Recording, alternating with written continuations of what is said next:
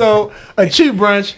I'm your co-host, A-Dub. And to the right, I got Joyce. And to the right of her, we got King of _003. That's crazy. Cause nigga. Clearly, I'm to the right. We got Larussel. Thank you. To the right of her. To the right. That's who's to the right of her. Now, if you want to say to her forward right, Yeah. we have King of _003. Don't edit that out, Rio. No. Leave that in there. Hey, we do the routine. Hey, We I do was do a routine, and my brother defends. Yeah, I was gonna make it a little special for you. Yeah. Bring you in. Just say so, you know, the proper introduction. Yeah. You know, it's just because he kind of sort of introduced himself. Let me introduce him if you haven't already seen or heard of this young man, this young black brother. This man is a Vallejo legend already. Come on. I think we can agree on that. This man is a cultural icon. This man is a game changer. This man was known by another name, but is now known as Larussel. Come on. And we're going to bring this man on today because, you know, it's different. Yeah. To say the least. Can I get a yee? Can I get a yee? Yee. Can I get a fact? He didn't even pick up on that. I worked hard for that one. I was waiting for an opportunity to throw that shit in. You know what I mean? All right. So with no further introduction, we would like to introduce my man, Larussel. How you doing, my man? Come on, lovely. It's a pleasure to have you here, man. We've been trying to change the game a little bit for the podcast, and we was like, man, what other person to change the game than Larussel? He already changing the game in so many ways, you know, not for the Bay Area, but just for the music industry as a whole. And I think you really putting people on a lot of financial literacy that we didn't have. You know, the culture is misguided at times. Yeah. And so it's very important that when people of stature, of prominence, get in position to provide that level of education and knowledge, that you can do it. You know, so we appreciate you and commend you for that. But I mentioned in the beginning, you had another name. So at first, your rap name was Tota. Yep. And then at some point, you changed your name. Well, it was Tota. Then was it Tota Shakur? Or was it just that Tota, was yeah, it was just that was Tota? just- yeah. And then it went to Larussel. Can you explain the name change? You feel me? You know, growing up on the block, you have a nickname. Everyone has a nickname or a name that they use to do whatever they choose to do, to not be accountable for whatever they choose to get into. Yes, sir. Right? And then eventually you get to a point in life where it's like, for me, it was an album. Like, I ended up making an album that was like my life story that just had to be told as Larussel. It couldn't be told under any other moniker, right? Because it wouldn't have done what it needed to do. So it was something I was contemplating for a long time because I was growing and getting into a phase where it's like, I need to just be me. I need to be able to stand in me. And it's always been that verge of like, some people only knew me as Tota, right? And that as you grow, that gets kind of conflicting. You know, like my daughter's family was calling me Tota, and it's like, well, this is who I am, you know? So it's just, as you grow, you kind of get out of certain states. I didn't want to have the association no more. Just choosing to kind of be accountable for whatever damage I do in this world or whatever healing I do in this world, right? But to do it as yourself is a different statement. And it's a lot of power in a name. It is, because this man just said that his daughter's family was calling him Tota. Like, nigga, my child family is calling me by my rap name. You know what I'm saying? Right. I have a whole government name. My daughter didn't know my name. Right. Okay. She calling me Tota. Exactly. You know what I'm saying? So she just used to everyone saying it, right? So it's like, eventually you got to kind of come home. these kids are sponges, man. These kids are sponges. And you have to be mindful of, you know, the words that we say and the names that we call ourselves, right? That's why, like, lately I was like, man, we say nigga all on the podcast, and sometimes when I go and rewatch it, I'm like, dang, you know what I mean? I'm saying that too much, and I'm too comfortable. Like, it just be like, you know what I mean? So yeah, that is important, and I like that you said that. And also, this man got a vocabulary. Right. Do you hear me? Oh yeah. He said moniker. So go ahead and Google that. Google that. You know what I mean? Yeah. We're going to get into some controversy real quick because we're just going to jump straight into it because we had these conversations a lot in our household when it comes to music. Right. And now that you're in this Bay Area rap scene, you're going to get compared. to these Bay Area rappers, right? And just this scene, you're gonna be put on a certain level. Is this dude the hottest in the game? Is he top 10? What have you? Me and Al go back and forth. Al be saying you don't necessarily have a street anthem. Would you say what's Baggage Claim? See, I would say Baggage Claim what's 10s, 20s, 50s. Now that one is right. I did a venue with thousands of people and everybody's singing it. So how do I not? Right. So then it comes down to, I would say, Al, what is your definition of a street anthem or a quote unquote banger? And then how would you quantify that to? Well, I wouldn't really say it like that. Well, basically, I would say like, have you had your Tupac moment? So I hear your music, I like it, very influential. But I'm saying though, do you feel like you made that record, that song, that like really put you on the map, that solidified you? Man, I went out. I did a performance at Shoreline Amphitheater, and it's like 20, 30,000 people, and they were singing Baggage Claim. Yeah. So I think so. Okay. Will I have more? I'm sure. Yeah. But I think so. I mean, you know, I had a message. Some people call me the Baggage Claim guy. I feel like anytime your song is bigger than your name and who you are, then yeah, you have one. Right. Okay. I say that, and I think that you're very unique as an artist. It's sometimes I try to compare you, and that's just music in general. In life, we make comparisons. But I try to compare you and your style to other artists. Sometimes I think commonly you think conscious music, lyricism. You go Cole. I go Cole. Kendrick. You go to Commons. You know, people who got that conscious level, which of are good names to be. Which are good names to be in a category. It's good company. Right. Shout out GC, right? Come on. But what do you think makes your music so unique? What makes your music, what solidifies it? When you hear a lot of music, anybody can make it because it's not anyone's story. It's just them all kind of repeating the same shit. But with me, you can't get $1 to the rich from nobody else. Nobody else experienced my life, right? And I think that a lot of my music is just hyper authentic. It's my story, right? And people relate to it because they're like, man, I've experienced something similar, but they still haven't experienced my story. Only I could tell Kay's story. That was my best friend growing up. And I had to experience and witness life with him, right? So I think that's the separatism versus when you just hear a song that's about common shit, cars, money, girls. Like, we can all make that song. That's easy. So I made one yesterday. My shit stand out is because it's really my life. Right. Yeah, I think that definitely sets you apart. You know, I don't really hear any artists for the most part in the Bay Area amongst your peers who sounds like you, who has the same messaging, and that's what I think helped push your notoriety so far in such a kind of short amount of time. Was just like, this dude's an anomaly. Like we have not seen anything like him. And then on the scale of the Proud to Pay model, on the scale of, you know, doing shows in your backyard. Motherfuckers is scared to do shows just in the city. So let alone doing shit, you know, in your backyard. So talk about the Proud to Pay model, kind of how you came up with it, the kind of the structure of it and how that benefits you. Man, Proud to Pay for me is like Nipsey, of course, invented Proud to Pay. Shout out Nip. And I look at it like an iron. Like the first iron was just a plate of steel, right? And then a nigga came and added a steam button. Then a nigga added a cord so you could plug it in. Then a nigga added a spray. Then a nigga made a board. So I've taken the Proud to Pay model and just added cords and steam and all these things, and we made it work for us.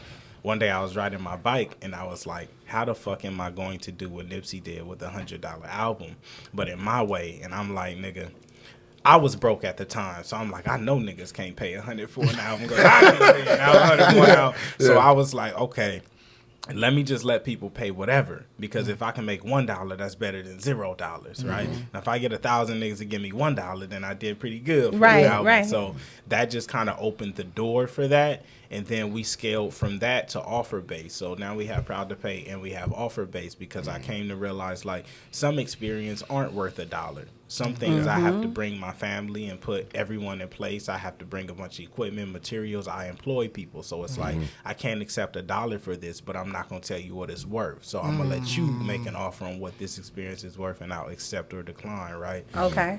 So it's just been kind of a scaling idea. Like, once you start digging a hole, you realize all the shit that you could put into a hole, but you have to start digging it first to even get to them points. That's a fact. That's a fact. Yeah. I like So that. how do you think that the power of social media is pushing this, right?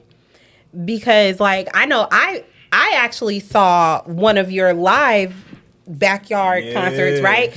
It was on another friend's story. And I was in Atlanta at the time. And I didn't even know who you were, right? Because there is an age gap, right? Right. So I didn't even know who you were. And I'm in Atlanta. Shout out to the twins, Danny and Dominique. Because it was on one of their stories. I still can't tell y'all niggas apart. Anyways, but he had you first with like the yellow background, and he was just rapping, single. And I was like, ugh, who is that, right? Yeah. And then I saw the whole GT Coupe. That's my but it was like a level of like conviction and transparency, and I was like, yo, this nigga is that College Park? Yeah, Like, nigga, that's everywhere. we can't even get You know down what I the mean? So it's like Right.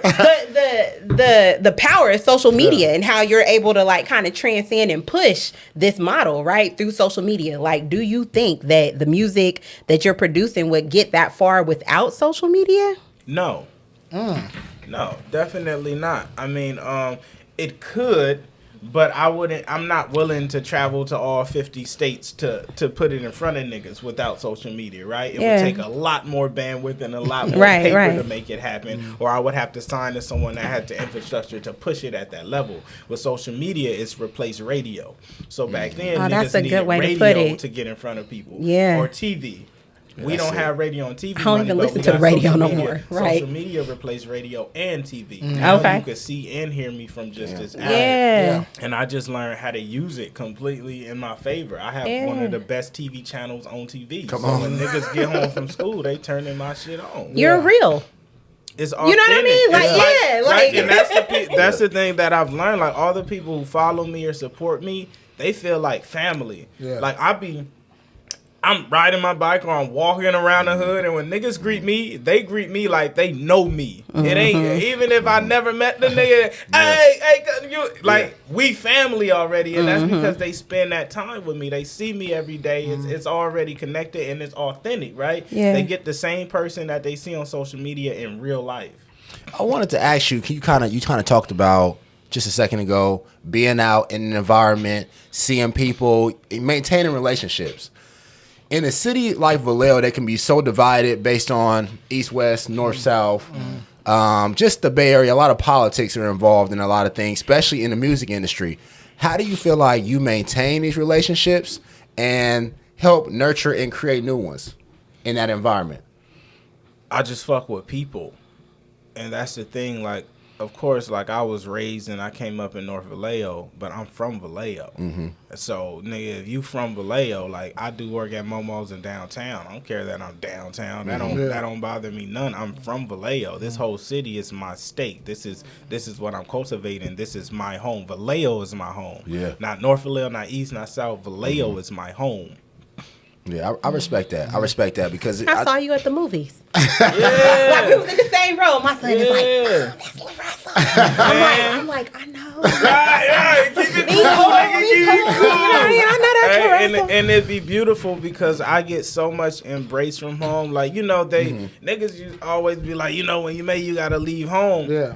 And I be telling niggas like, no, you gotta leave because you terrorize the hood. I don't have to leave. Yeah. This is my home. I don't terrorize the hood. And you still have people that may feel any type of way just through jealousy or whatever, but I don't feel any. There's more people in Vallejo who love me than hate me. You feel me? I'm from here. Right. I didn't leave. I don't terrorize the block. I only it ain't no pour faking. into it. Ain't no capping your rap. It ain't, bro. So, you feel so me? that It's transcends deeper. He invited you to his backyard. Yeah. So, you know what I mean? That's just a different level. Right, and that's the thing, like, unlocking that level of trust to the community, it gets returned. Like, people know this is a backyard and it's a sacred space, and they know I'm trusting people to come and have the right energy, and people really fuck with that. We've had 5 consecutive shows, no issues, no nothing. Niggas leave with smiles, happy. There's never been a problem. Are they using your bathroom though at the show? We rent luxury porta potties. Because I was gonna ask. But look, the first show we had niggas lined up in the hallway using the bathroom. Are you using the bathroom? I remember that. And then we end up having to get porta potties. Yeah. But yeah.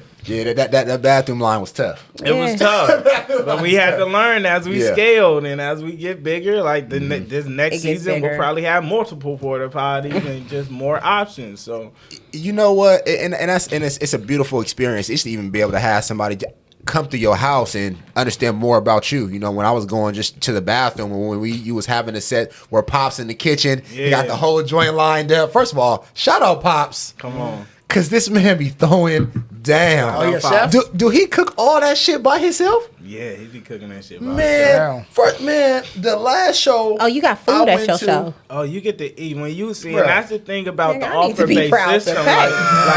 Like when you buy a ticket, you get to eat. You get to drop your kids off at the jumper. You get to everything else. You ain't got to pay for nothing else. You good. Okay, see. Pops put the work in.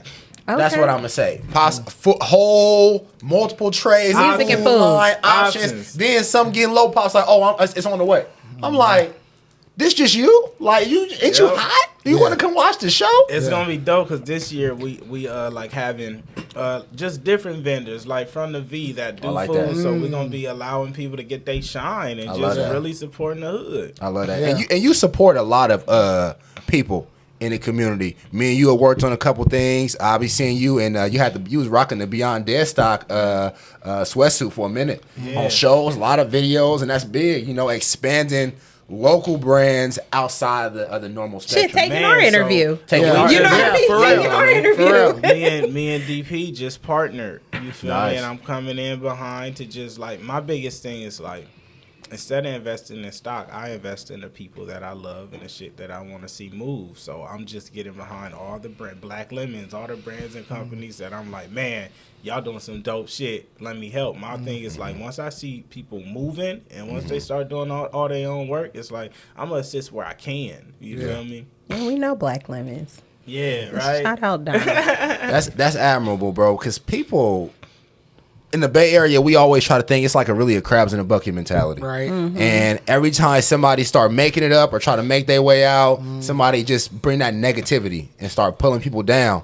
And I feel like that's why in the music scene, we don't really expand or make it as big as we probably can because of that mentality. Can you speak on the music industry? Do you feel like it's a crab in a bucket mentality within the Bay Area? Maybe just California as a whole? And how do you find ways to wiggle through that?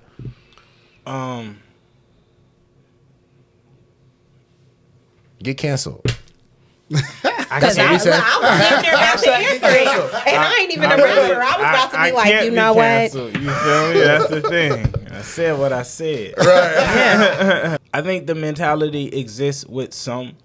I don't think it's a communal thing. I think it's a human thing. We have humans who live in the Bay Area, and humans get jealous, and humans deal with greed, and humans experience anger. So yes, every region has that, and I've experienced it myself. Like I remember going through plights of seeing like some niggas make it from here early on and feeling like it was my time. So instead of me supporting it, I felt like a hater internally, right? My only thing is I didn't display my hate publicly. I didn't go bash them, but I was feeling that hate internally. The only difference is like some niggas don't have the will and control to hold it in, so they go in your comments and they hate, or they go in there whatever and hate. Cyberbullies. But that's just being human. Like you experience all those emotions naturally. So yeah, we definitely have that. And sometimes it's cultivated because we have some platforms, like one of our largest platforms, they kind of cultivate on the negative end, right? They don't post all the good shit because that's not where they profit and monetize and make their money, right? And everybody ain't in it because they love it. Some niggas just in it because it make good money. So yeah, that energy definitely exists. But me, I don't have to try too hard to combat it.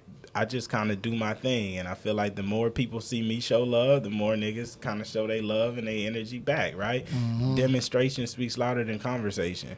He really like a street monk, y'all. Yeah, because like normally, you know what I mean? I'm feeling the aura. I'm like, it's good energy. Let me just breathe. I'm real controversial. Talk your shit, Sean, I be looking for shit to say that's controversial, but I be like, damn, this nigga just like on point. We should have did this interview on the floor. Nigga, where the incense style? Where the incense at? Yes, burn the candles. Come on. Because listen. Yeah. Brought to you by so how do your family feel about your bubble? You know what I'm saying? Like, I know we came from the same area, so I know what's the financial aspect about that. But like, you bubbling right now, bringing your family along with you. Like, how does that feel? Incredible. I had a moment the other day. Yeah. I was on a walk, and it was like I was getting calls from a few different people that's working for, like, we just got a compound, and my boy Chalberto, who built the pergola, he's doing all the work and renovations, and Michael, he's like an older black man, he's my electrician and shit, and it was like a proud moment, because I'm like, man, I really employed the hood. Yeah. Like, niggas from the V work for my company, my family works for my company, right? And it was a beautiful thing, and my family just fuck with it tough. It's like none of my friends work. Like, they work, but for us, we don't have jobs. You feel me? And that's like a big staple thing to me. That's some crazy shit. On some LeBron shit. On some LeBron shit. On some LeBron shit. Generational wealth, you know? You allow people to live out their dreams, and you breaking the chains of that systematic, like, grind. You know what I mean? Well, like that he bringing his people with him in a constructive way. Yeah. So you got like people that like they get on. He not just throwing them a chain. Yeah. Like, he's giving you the opportunity to, like, all right, if you and that's my biggest thing. Like,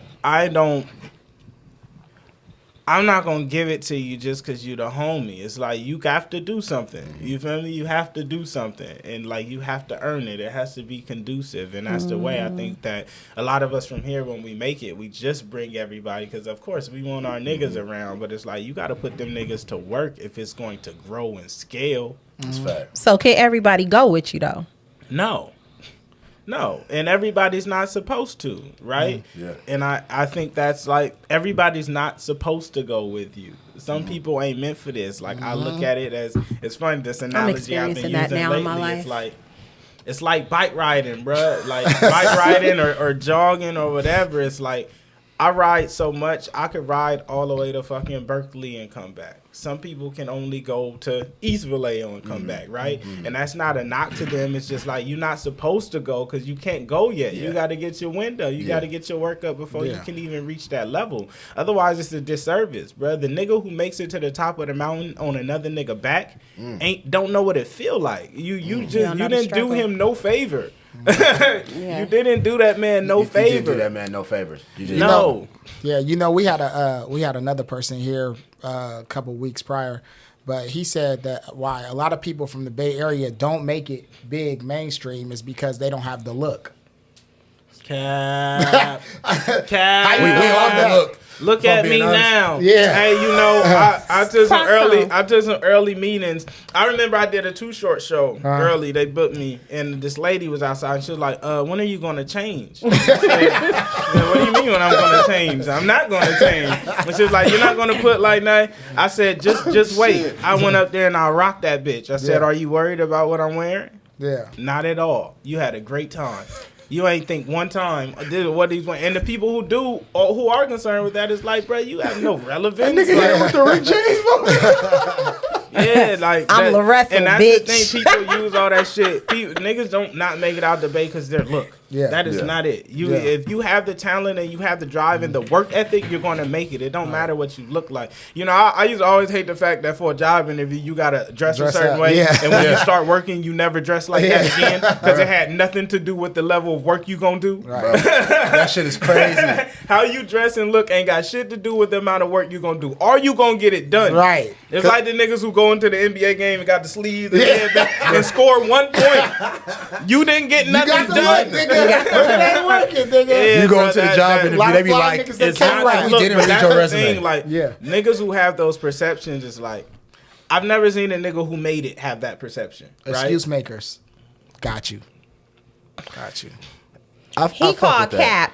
He called Cap. I'm calling Cap. And so you might be Cap of the Week on Cheap Brunch. Period, Pooh. Yeah. Real quick, let's take a short break. Let's shout out our sponsors. Number one, shout out Ventures Variation, the place to be. Why you always got to be number one, though? I'm sorry. Shout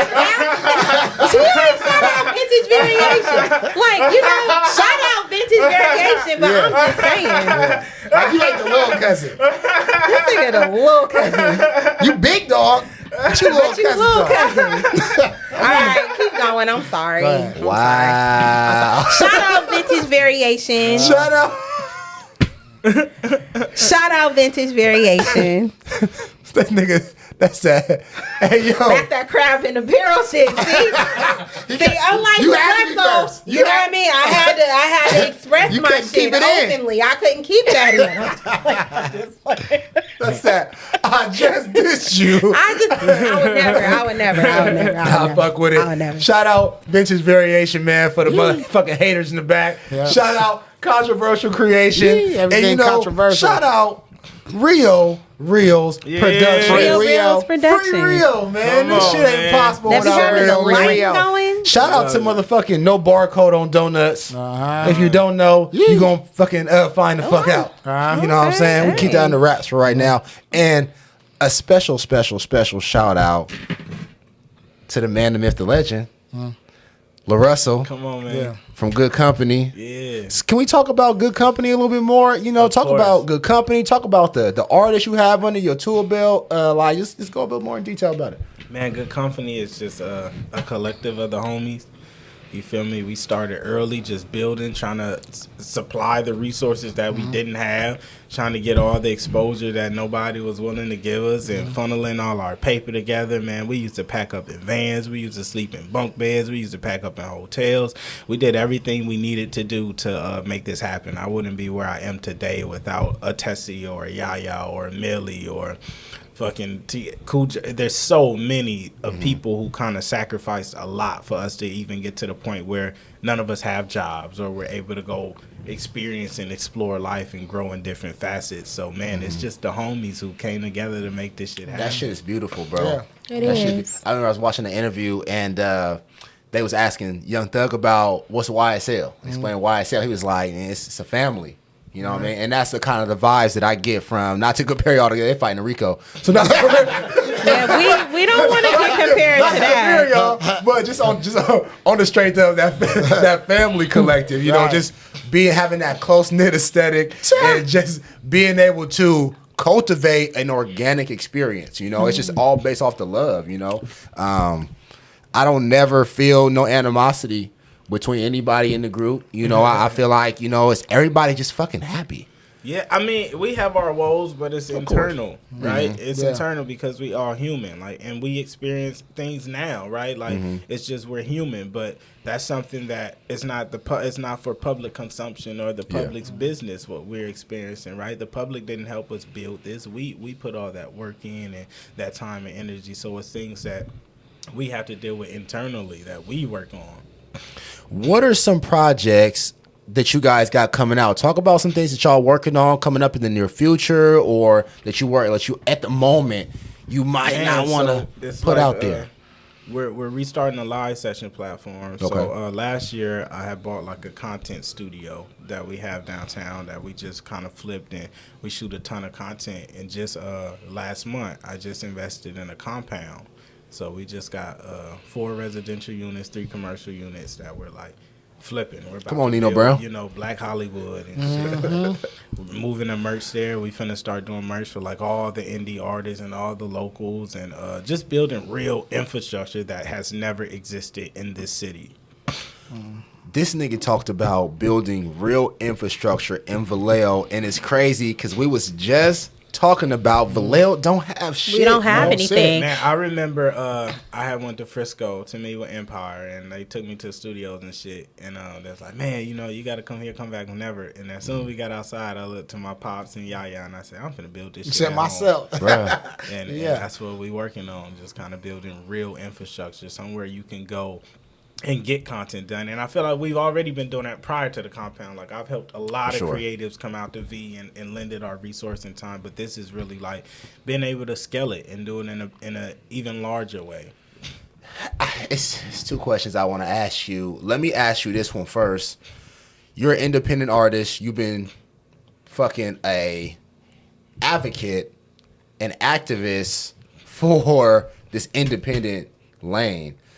Talk about the record industry, kind of some of your experiences with the industry, and how that whole process goes, and then talk about your decision to stay independent, and then what led you to want to create an empire within Vallejo. Or do you even consider yourself an independent artist? And would you sign? Definitely. I've done partnerships and deals just in a way that's conducive to what I'm growing. I haven't done a major deal, but like I have 50-50 partnerships, and we've done it. I do consider myself independent, right? Dependent on what's within my circle and my needs. Do I have a team? Yes, but we're independent in terms of infrastructure. Okay. Right? There's no major funding. Like all the ad dollars I spent last year came out my account. Okay. So definitely. The major system is just like abusive, right? But it's I had to really realize that it's like so far beyond us. It's not even, sometimes it's not abuse out of malice. It's abuse out of like, that's all they know how to do. They don't know how to be no better because they never experienced it. And the record industry started as mob business. So for us to even be to where we are now is very far, because niggas used to have to make records and not get paid a dime. Yeah. I'm not going to pay you nothing, and I'm going to take everything, and you're going to take your ass on stage and do what you got to do. So now it's gotten a little bit further along. It just still needs refining, but I've just come to realize like the industry is just, it is what it is. And when you have certain people in charge people who own these companies don't make music. How would they ever understand the plight of an artist? How can a white man who's never made a song in his life ever understand the plight of an artist who was handed down a company from his great-grandfather, who started during the mob time and used to be... They will never understand what an artist is experiencing. Okay, well, they just know how to make money. It's a business, right? Well, let me ask you this. You talked about Roc Nation. Jay-Z is an artist. He started an empire on his end. He's got the Rihannas, the Kanyes, a few far in between. Talk about that perspective on, you received a deal, you wasn't fucking with the deal, but you just mentioned that they don't really understand. So kind of what do you think the perspective on was from that side, from an artist, now CEO, record label owner, trying to sign another artist?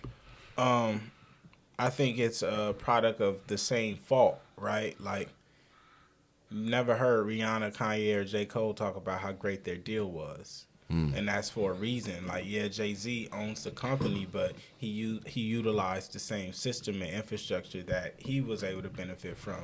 He was like, oh, well, these are the deals they offer. It'll just be better if it's a black nigga behind it because I can do more, right? But sometimes you still adopt all the same principles and practice, which doesn't really make it any better. It's just like, well, at least you with your people now.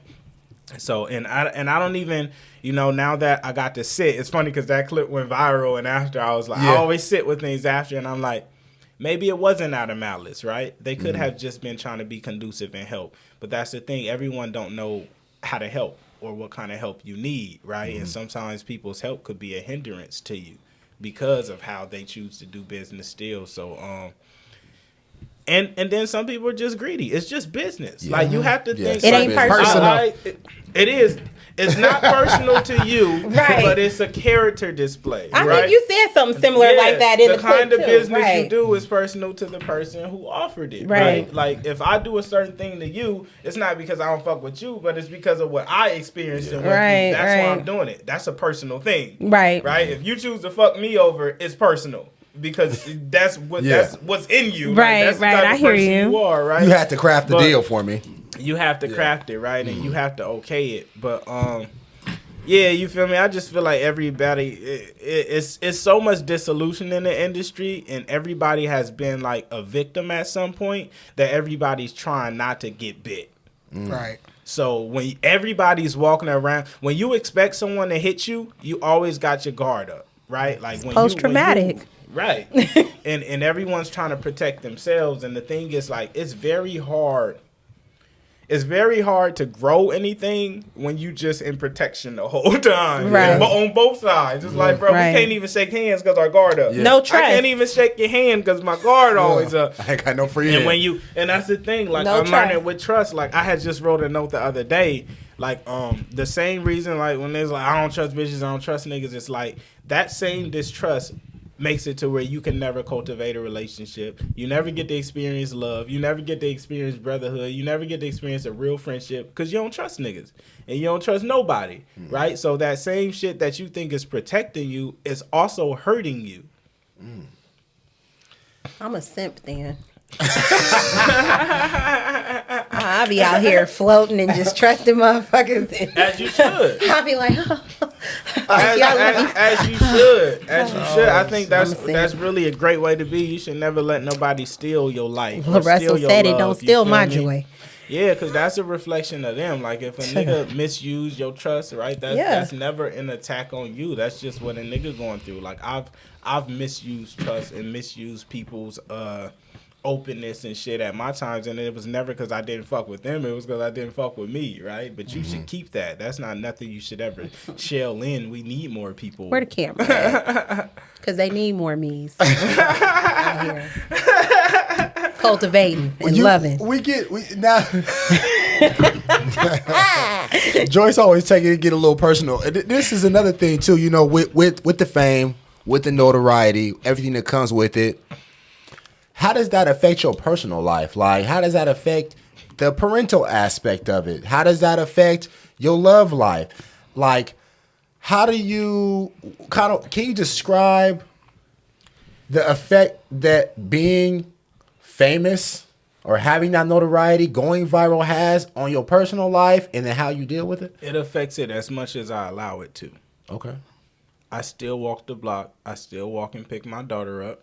I still do everything. I still go out there. I still do everything. Mm-hmm. It affects it as much as I allow it to. If you let it get to your head, which it can sometimes, then it'll have a negative effect, and you'll be going through it and screaming and can't sleep. And when you accept what it is, it's like, I got what I worked for, right? Mm-hmm. I didn't work this hard to not be noticed or not be special or not have what, so I got what I worked for, and I understand that. Did you ever expect? I'm sorry, Anthony. No, go ahead. Did you expect a bubble like that? Yeah. So I wasn't working this hard. Wait. What I'm saying is, like, all right, like, okay, even with us, right? We're like, y'all, you know what? It's hella podcast. Fuck that. We gonna start a podcast, right? Mm-hmm. Like, right now it's fun. Right? Yeah. And we having a good time. It's something to do. It's a good outlet. We pour our time and our energy into it. And it's like, yeah, I would like to bubble, but if we bubble, it's gonna be like, nigga, remember? You know what I mean? When we was at grandmother house, like, do you have those moments where you just like, damn, like, did you expect to be like Larussel with a blue check? I did. I did. But the thing is, like, you can never prepare for it, right? Right. Because life still changes. I've lost friends and I've lost close people and a bunch of shit due to, like, but, I've come to realize, like, I've never lost anyone due to fame. I've always lost people due to myself, due to my own negligence. But sometimes we blame the success. It's like, oh, before Raz, it's like, nah, nigga, it was you, right? But nothing changes except what you allow to change and what you choose to change. I was going to say that. Do you ever feel like at some point you allowed the fame to affect your ego, and then the ego has gotten in the way of situations or relationships. Of course, but it's not ego. It's me. That's the thing. Like, niggas use ego to be unaccountable. It didn't affect my ego. It affected me. It ain't no ego. It's you, nigga. I've been talking shit. I just told him. Right? And niggas get to blame their ego as like a past. And I've done it throughout life, blaming my ego for being negligent or dishonest or shit. It's like, that ain't your ego, nigga. That's you. That's the type of person you are, right? That was not the type of person you are. You aren't your actions. Well, but it's kind of the kind of person you are right then and there. Yeah. Not really. You aren't what you do. Oh.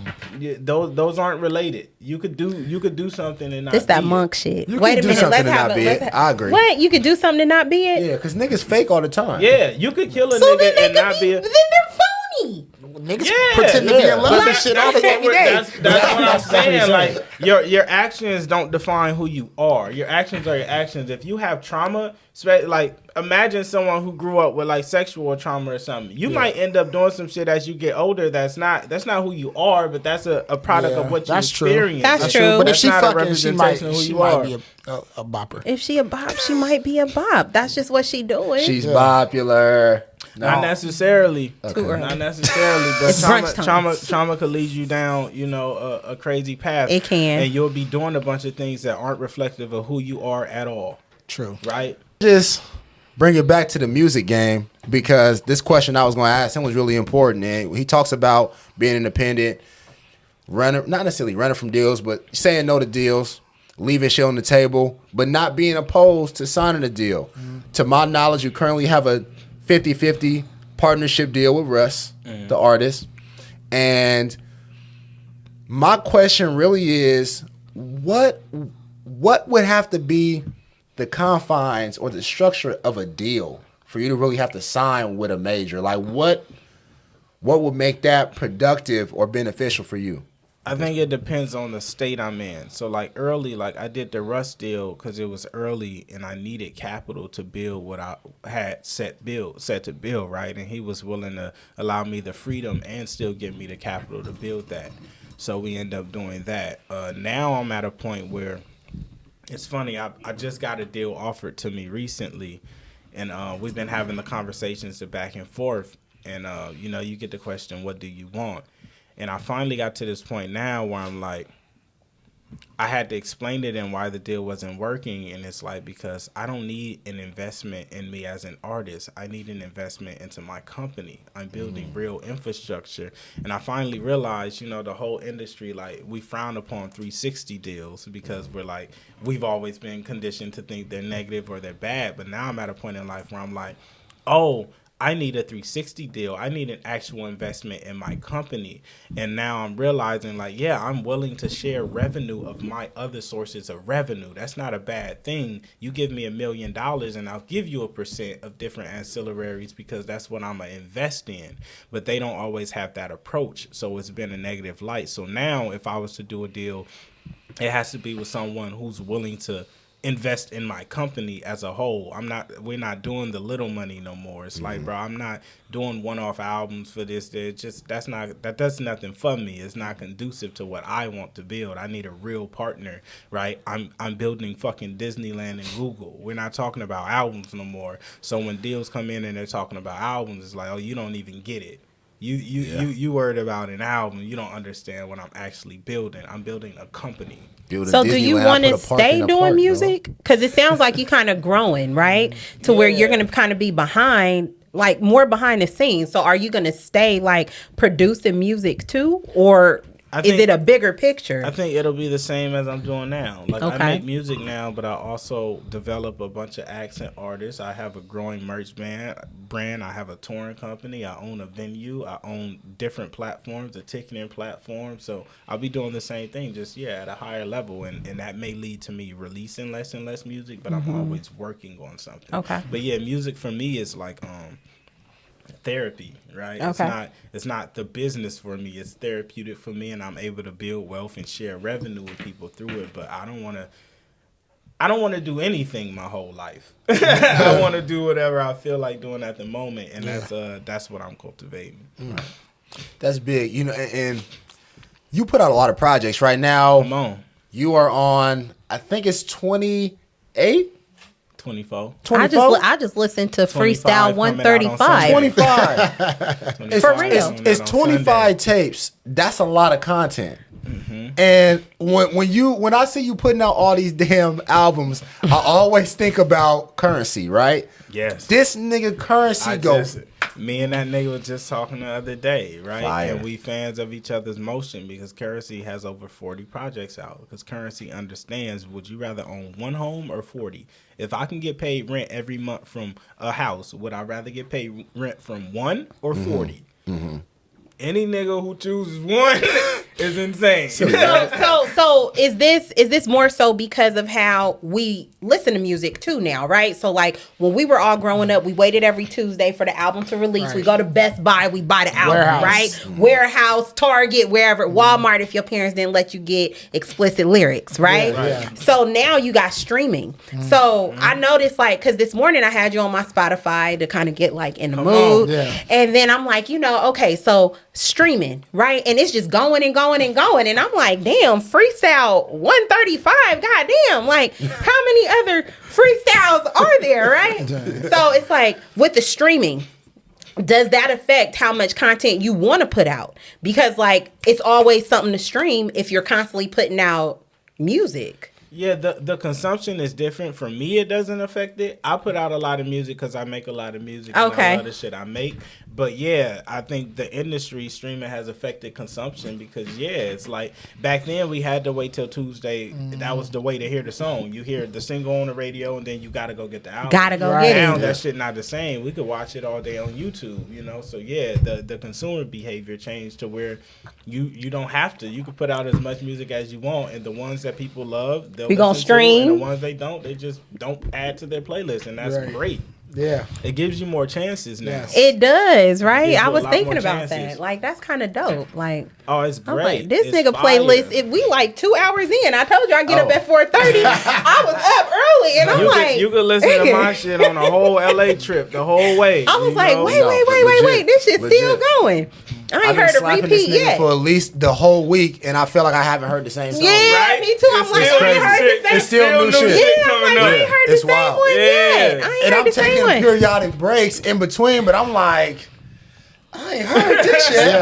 What's this? Right. I don't know. Right. So who are some of your artists? Who are some of your favorite artists to work with?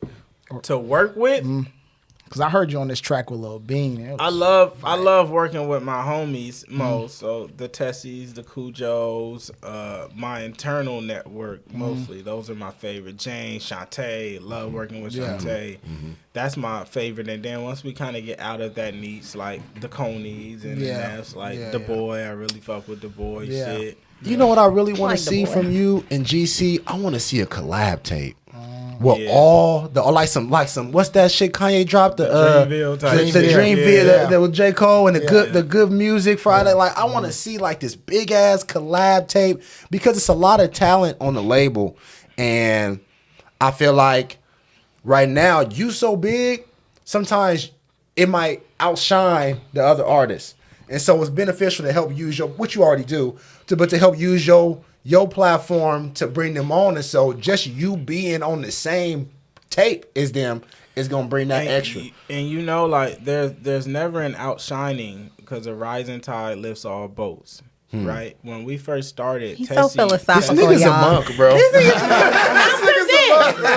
When we first started, Tessie was like our lead. Like when I had wrote Field Trip and that shit took off, all the shows was Tessie. Like we were loading up in a van to get behind her shit and rallying. You feel me? And then my shit took off, and eventually it'll change. I think Shantae is going to be the next biggest She's solid one. And like so, it's no outshining because we all understand the process of this. If Shantae gets bigger, everyone gets bigger. When Larussel blew up, the whole Good Company platform, every artist we brought on seen an increase. When Tessie blew up, I seen an increase in everything. So there is no outshining. We all just shine. Just like the homie just said, it's timing.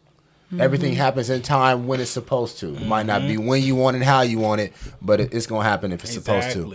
And so that's beautiful, man. But you cultivating something crazy out here.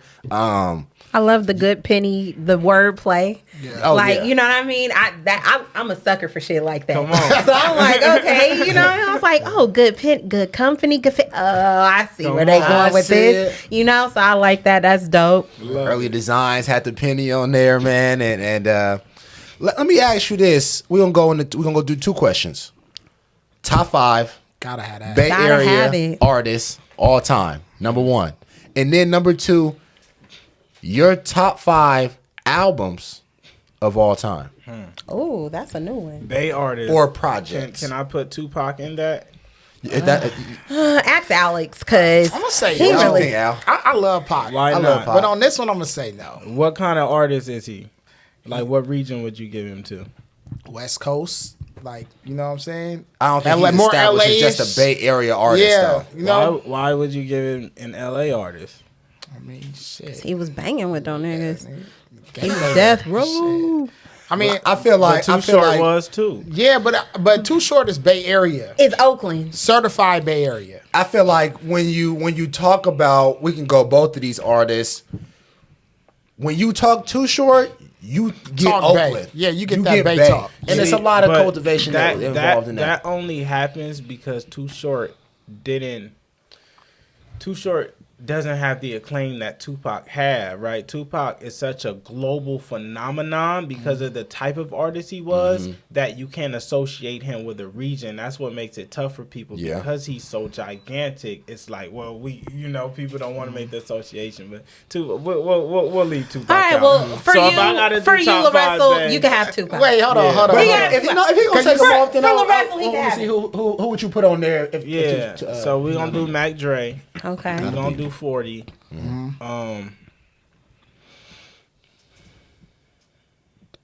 You not included. Myself. You not included. But he bet on himself. He won't let me for nobody. Yeah, you're right. He bet on himself, though. I knew he was gonna put himself in there. He knew that he would blow. Deservingly so, but I'm just saying. Lost $1,500 at the door. Yeah. Okay. So if I can't do me, I'm gonna do Dre 40, Rex Life Raj. Okay. Oh, I don't even know who that is. Sorry, but I'm gonna learn today. Yep. Oh yeah, you have. I do. Okay. Give me some slaps. Jacka? Messi? Hustler? Can y'all not speak for the man? I think when you considering tops, like there's so much. For me, I consider they all had moments and pockets, but like me personally, I could name 15 40 songs. I can name 15 Mac Dre songs. I can't name 15 Jack or Messi Mars or Hustler songs, right? Yeah. I can name about 5 or 6. Yeah. Right? And some people can name more because they're fanatics. But for me, personally, it's like I can't, right? Okay. So I'm trying to, I got to That's put so short true because I'm over here doing this in my head. You run out of count, right? It's very hard. Yeah. I got to put short, right? Because absolute legend. It's so tough because I got to put Mr. Fab. He doesn't get the recognition that I think he Rex should. Like Raj, I think that shout out Rex. That's a good 5. I feel like Rex don't get enough acclaim for just his style and what he brings to the table. As a Bay Area artist, for me, he's really he's a global artist. When you talk about me. the Bay, there's very few artists who could rap as well or make as good songs. His skill set is phenomenal. But Raj is one of those where he's so good that it's very hard to regionally define him. It's like myself, like everywhere I go, like nigga, for a while niggas thought I was from the East Coast. If you don't know, you don't know, right? Yeah, the only niggas who know I'm from the Bay is niggas from the Bay, right? Yeah. And I say it a lot, but once you leave this region, like niggas thought I was from Philly, like I'm not someone that's really regionally defined. I don't have the see regional Philly sound. too. Oh shit! Now that you said it, I can. Right? I don't have a regional sound, so like those make it difficult. It's like the Kalanis, like it's not a regional sound. Right. As, you know, and that list has to be revised because her has to be in there. You know, she's an absolute Shout star. out to her. Yeah, She's a star. She her star power is from the V though. From the V. We have so much talent here. Cause I feel so.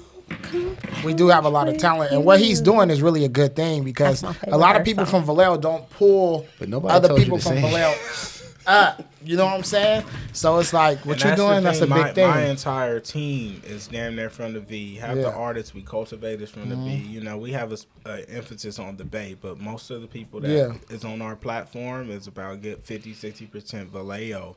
The artists that I've broken and really helped with their careers are from the V. Right? I put an emphasis here. We got so much talent here. We do, and Vallejo is really beautiful. It took me leaving and coming back to realize how dope it is. Right? Because like I look at the waterfront and I kind of get upset a little bit. Like, why are we not popping like Lake Mary? Like the waterfront is a vibe, and it could really be a vibe. Like you know, like we should have more stuff. Like, do you have intentions of bringing things like that to the Bay? Because I hear, to Vallejo, I'm planning a festival. Okay, cool. 707 day. We trying to get it right. So if we don't get it this year, we're gonna get it next year. I'm gonna be there. We're planning that. But I think to what you're saying, like we could be popping, but it takes more people. Like I noticed. There wasn't a huge emphasis on like creative community prior to Good Company. I don't remember it existing at all. I don't remember a bunch of podcasts and artists starting platforms and live until Good Company started doing it. And a lot of niggas come out of our network. Like I could look at 100 people that came through the Good Company channel and the family and just the network. So you have to create that. Right. For a long time, we were the only ones creating it. If you're not outside at the waterfront playing Frisbee, of course it ain't popping. You gotta be out there, cultivating that environment. And the more niggas do that, the more we have.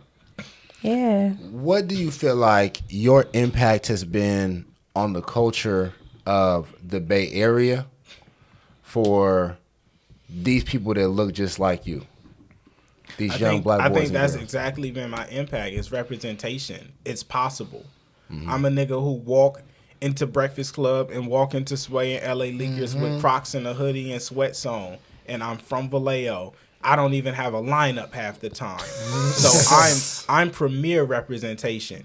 If I could do it, you can absolutely do it. I don't look like no one else that you've seen make it. I look like the niggas, everybody from here, right? You feel me? I am the regular person from the block, and I think that's my biggest impact is real representation. One of my most viral videos is me in the back of my dad's pickup truck. Like we're not renting out fancy cars and all these big studios, bro. Like this is really homies put together. We had the camera in the back of Millie's Jeep on a tripod. That shit was shaking and wiggling. Like this is real life, and that's my biggest impact. Is I have genuine representation. It's real. We gonna bring it back full circle as we close this out, right? And so we're gonna bring it right back to home. We already pretty much here, and talk about the influence and just the position, the foundation that your parents have laid for you, how important they are to not only you, but to your operations of your business, and where do you see that going, that process going as you continue to grow? Man, it's extremely pivotal. I got to witness my pops just hustle and communicate and grind, and my mom has always had the same energy. Like she could blend with anyone. Everyone loves her, right? And my family has provided infrastructure for all of my homies. Like the way we are in my house and with my parents is different than our relationships with everyone else's parents, right? They provided structure. My dad fed everybody. My dad gave everyone a home.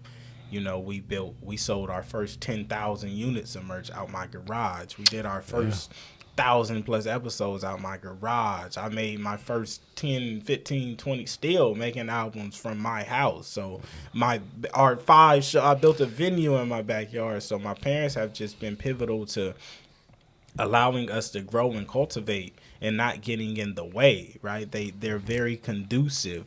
There's a lot of parents that just kind of, they don't fully get behind their kids or back it. You feel me? Once I proved my ability, it was all green. I don't really get any no's or any block, right? It was all green. So, man, they just been pivotal to allowing me to really, and man, just allowing me to even express. Like I remember when I made Silence Won't Save You, that shit is very close to my personal life. And I had played it for my parents, and my dad walked out. He was like, this shit personal, right? But he still allowed me to release it and express it, even though he may have to deal with some repercussion from some of the stories or whatever, right? And that takes a lot, right? Because my music is my life. It is personal. It's not just my story. It's just everyone's stories around me. And they've just allowed me to do that freely without any type of backlash or repercussion, right? That was deep, and that song is really deep, and that's amazing that you can have that relationship with your family and still have that level of acclaim, and everything continues to just roll. You know, a lot of times people get some money in their pockets and shit just go left. Yeah. Niggas forget about where they came from. You know, people start getting cussed the fuck out. You know, and then it changes the dynamic of the black family structure, you know? And a lot of times we get mad at each other because we pointing the finger, pointing blame at why we not popping and our cousin is popping. But you see, it's not because niggas got some money. And that's what I was telling you earlier. It's because niggas are who they are. You feel me? Like, it's not because niggas got some money that it changed. Like, I had that perception that my life was changing and I was losing people because I had got famous and got some money. I was losing people because I was just honest. And I wasn't being genuine. And I wasn't being a good friend. Not because I got some money. It keeps you, it just sounds like to me like you're grounded. And like, we come from a very similar family upbringing, right? Like, our moms are sisters, we are blood relatives, and it does make a difference with how we communicate and how we move even amongst each other. It's just a different level of like security. You get to see everyone grow. Like, that's the thing about being knit. Like, with all my homies, as we learn new things and we bring it back to the tribe, everyone gets to benefit from it. I've seen my pop go from not speaking to really anyone and just kind of being recluse to hugging people and smiling and greeting niggas as they walk in. It's a different man than I experienced growing up. My mom is more understanding. My mom used to cuss me out. And just it was a different person I was dealing with. She has so much grace with my child and with my nieces and nephews now. Because we've been able to grow. We've been able to share that. As I grow, it's very hard for you to stay the same when a nigga has this light and he growing and changing. And even me, like, bruh, I didn't used to fucking drink water. I didn't used to eat vegetable fruit, shit like that. Like, meeting Yaya, Tessie, Millie, like, they taught me, so I didn't know what the fuck quinoa was and dragon fruit, shit like that. Like, I was able to grow. I go on walks now. Niggas don't even know how pivotal going on a walk is. We talk about that. Just the walk. Right? And that shit changes a lot for me. Like, I learned a lot of conducive things that I would have never learned, but through people growing in my tribe, when I start getting more into reading. When I start reading, all of the homies start reading more too, because I start buying niggas, but hey, take this, oh, you got to read the, like, as you grow, everyone kind of grows with you. That's the beautiful thing about having a tribe, because a rising tide lifts all boats. You can't stay down there. Man, shout out I had a good time to Larussel. This has been an amazing episode. I'm really happy you came through, bro. You have shed light on so many discussion points for not only you as a personal, as an individual, but for your company, for you as a brand, the music industry. Very, very insightful. Very insightful. I'm really happy that you decided to make your way through here, man. Yes, sir. He put us on the rising tide, because you know what I'm saying. Yeah. Like, we all growing too. I just feel at peace and shit. You know, like I'm settled. I'm just centered. I feel good. I am. And you know what's one of my favorite things is after, like, any of the homies come to the crib and we kind of walking out, niggas going to their car, they just be smiling and cheesing. And that's something I'm most proud of, right? You want people to always leave your space better than they were before they entered it. You know, I've had moments where I feel like I've left people in worse situations. So now I've been able to grow and see how many people, I mean grown men. Like, man, a nigga pulled up the other day. I was on a phone call outside, and a nigga pulled up. He was like, yo, it just, like, this older 40, 50, and his energy was, so it was a child, because it's like, bro, like, he just felt good. Niggas, I don't even be in a room and I can watch a clip of niggas having a convo about me and they all smiling and cheesing. They just feel good and I ain't even there. Man, one time I was walking, nigga pulled up on me and he hopped out. He gave me like $300 and he said, I know you gonna do the right thing with it. I just go ahead. You have never in your life had a nigga pull up on you in the hood and give you $300. They might take $300 from you, but you ain't never heard a nigga pull up and give you, bro. And this is like real. This is my real life. You feel me? Like, and I applaud those things. I take joy when I'm walking my daughter to school coming home, like niggas honking and show. It's just love, right? And we put that energy out, and it's building something so new at home. Like, it feels good to be from Vallejo. Niggas are proud. Well, it's good to see somebody walking in their purpose too, because we all look and ascribe to like find our it. So it's always refreshing when you see someone that's doing that and then the chips just align for them. You know what I mean? Right, and I think that's the energy that we get from you, right? So we seeing you like bubble going up, and it's like you can't help but to be like, all cheer right, for him, you know what I mean? Like, I want to see him win. So that I know for me, that's the feeling that I get. And people kind of frown upon the backyard shows and stuff, but I think that's why it works out so well. That's smart as hell. It's authentic. It's authentic, bro. Smart. There's no negative energy. It's just all positive energy. And what's beautiful I was a little worried though. Is we have people from every side of the field. But I was we was gonna ask you about that too. I was a little worried because I was like, but wait, Anthony, is that his real?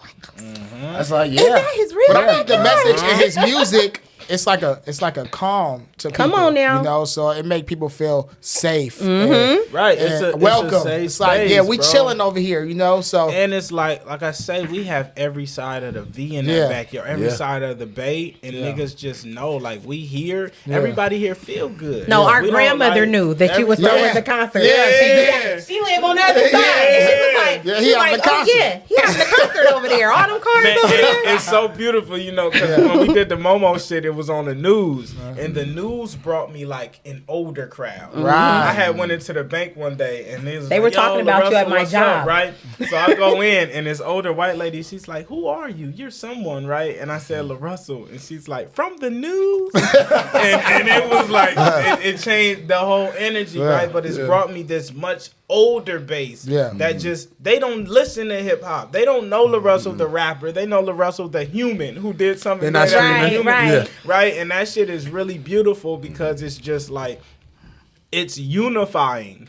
Right? It is very unifying. It's very little rappers that can get this level of rapport, and that's why it's like I rap. I'm not a rapper. I rap. I just be out here doing human shit. But man, it's been beautiful to see the city change and the light. Even when we do the Momo's events and niggas outside, all the people that come up and drive by and getting to eat, and it's just a new energy in the city. And I'm excited to see where it leads. In the next 3 to 5 years, we're gonna have so many people come out of this city that's just like. We are going to be the infrastructure. The way Atlanta, LA. Like, this is the first time one of the homies hit me the other day and I was like, man, I need to come home. That's where all the resource is. And I was like, ain't nobody ever said that. Never. Nobody ever said we need to move to Vallejo. That's where all the resources. This is a first. Right? So just hearing that, the LA, New York, Atlanta, like, this is finna be that. We finna have that hub. I appreciate you because you definitely sparked the wave. I know early on, everybody was kind of starting different stuff. And we had that Unite Vallejo thing, and early on me and you was having various conversations just about like we trying to do something. And I've always been very impressed with your level of genuine I would say you're a very genuine person, but I've always been very impressed with your consistency and the level of effort that you put into everything. And I always feel like at the end of whatever the fuck you do, I'm gonna feel good about that shit. You know what I'm saying? Right. I don't never have no malice, it's not no jealousy, no envy. I'll be like, man, this nigga, I love to see this shit. Like this nigga feeding homeless people in Vallejo downtown. Right. This the shit we aspire to do. this motherfucker doing it. Yeah, he doing it. And so just shout out to you. Shout out to the inspiration, man. Great episode. Great episode. Great Any episode. lasting words, brother? Nah, that's it, man. That was incredible. Thank you. You want to See? spit something? I mean, Oh, can we hold on? Can we get a bar? Okay, let me say this. Back in the day, yeah. me and my cousins, when nobody was in the house, I I used spit. to do the beats, I spit. and they used to spit. Yeah. Can I take you back to my granny house? I make the beat, and you give us a little freestyle.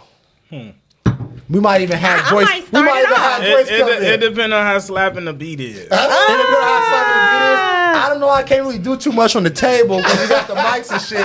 That's usually my bass. Let him go acapella. You want to go acapella with it? Let's do it then. Let me see. Now he put you on the That's spot. right. He finna put that church beat in there. I'm trying to think of a Larussel beat. No, do an Anthony beat. Do an MB produced by. See, you gotta do you. And then you learn that I from the damn do conversation. acapella. Did you if catch it's the too much vibe? for- Right. That nigga didn't catch it. Up in my room, I'm watching the time fly. Hey, it's sunny outside, a beautiful day. Niggas still dying. What can I say? I keep a pistol, it keep me safe. Hey, that's what I tell myself. I wonder how God feel. I wonder if God real. Cause I know niggas ain't deserve to die. I know mamas ain't deserve to cry. Whole timeline saying Birdie died. Now you got wings, you deserve to fly. I'm just a nigga from the VA, LL, EJ. Oh, niggas ain't know. Made it now, niggas ain't bro. Niggas don't hoop. Niggas don't smoke. Wish I could hold you and never let go. I know you been hurt. I know you in pain. Hey, you been through the worst. Shit. You went through it first. Yeah. You came out the V. So what your shit flop? You made it to me. Yeah. A legend, a king, ayy. My brother, my kin, yeah. I was in them stands, was watching you win. It made me feel small, my ego and all. I felt like a cheerleader, was watching you ball. I got to work, couldn't show love cause niggas was hurt. Niggas was broke, shit wasn't funny, life was a joke. Still I prevailed, shit I had hope, man I had faith. Yeah, I was writing like every day. Came out my warm-ups, I wanted to play. Let me on stage, I got shit to say. Fuck off the road, I'm paving the way. Flow was so water, I made it a wave. Should be illegal to post on my page. I had a Cuban, that shit was a phase. They got on chains cause niggas enslaved. It's not cause they paid. Only on cheap brunch. It's not the same. And I'm gonna let him have that because I ain't even gonna spit my bar. I ain't even gonna spit my bar. not spit that I'm gonna let him have that. I'm not gonna let him have that. That shit was too hard. Appreciate you. Thank you. It's been another Thank motherfucking you. episode of Cheap Brunch, and it's just like that. Come on. Yeah. Appreciate it. That was a great episode. Thank you.